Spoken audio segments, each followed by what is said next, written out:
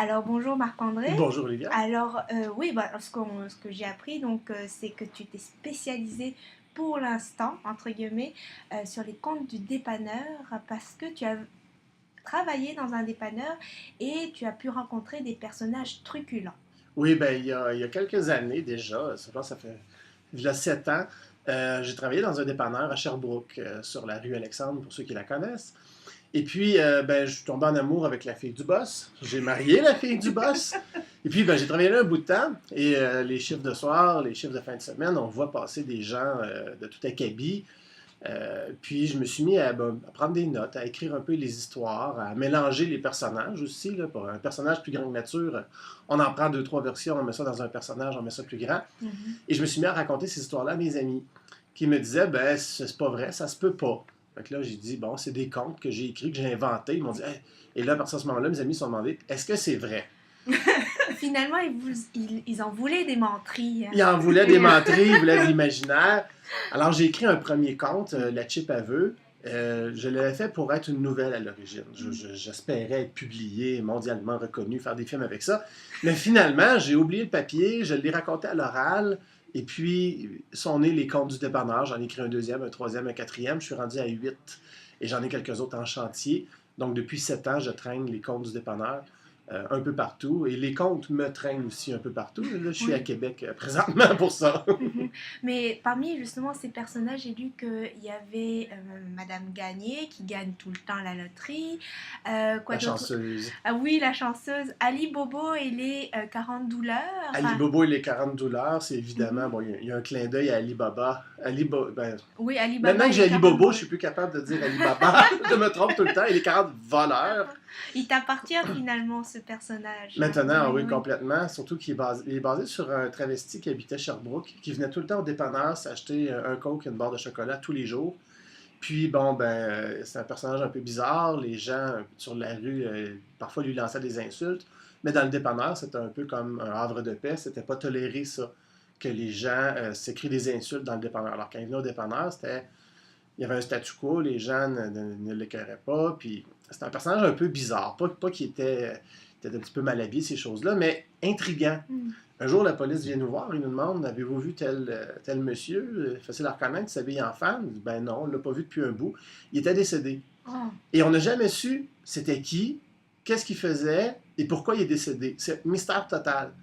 Et puis un jour, je me suis mis à écrire une histoire de guérisseur, puis c'est le personnage d'Ali Bobo qui est venu au monde en m'inspirant de lui.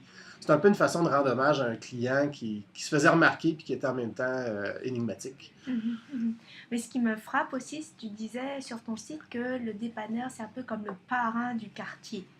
Donc justement, quand il venait au dépanneur, par exemple, ce monsieur travesti, il avait son...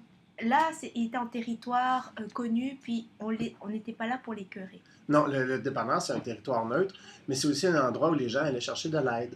Mon beau-père, que des fois je compare à Don Corleone, était au fond du dépanneur, et quand quelqu'un venait lui demander de l'argent pour manger, ben, il donnait pas de l'argent, mais il donnait à manger. Il installait le gars en arrière avec un banc, puis il sortait un pâté chinois parce qu'il faisait à manger, il vendait des mets pour emporter, il le réchauffait, il installait le gars, puis le gars pouvait manger. Donc, s'il avait faim, il venait et il mangeait.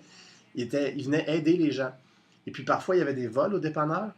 Et quand on ne réussissait pas à attraper les voleurs, c'est les gens du quartier qui donnaient les indications pour dire ben, c'est un tel, c'est un tel.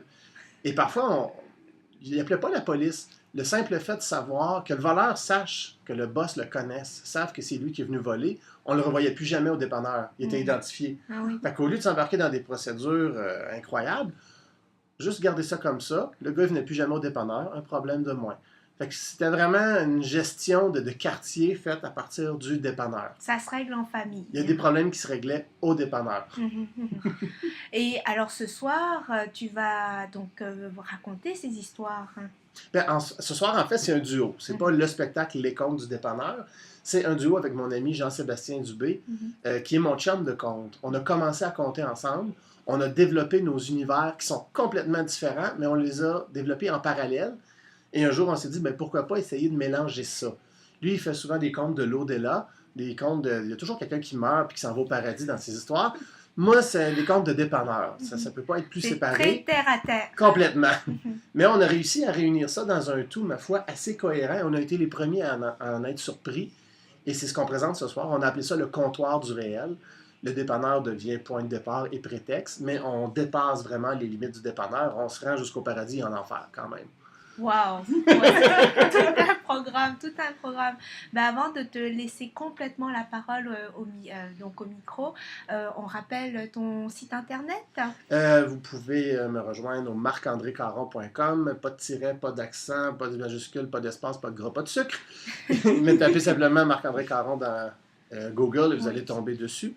Et puis Jean-Sébastien a un blog sur lequel il parle du compte qui s'appelle tenircompte.wordpress.com, qui est absolument exceptionnel si vous voulez découvrir le compte et aller dans la théorie, de la réflexion, l'imaginaire.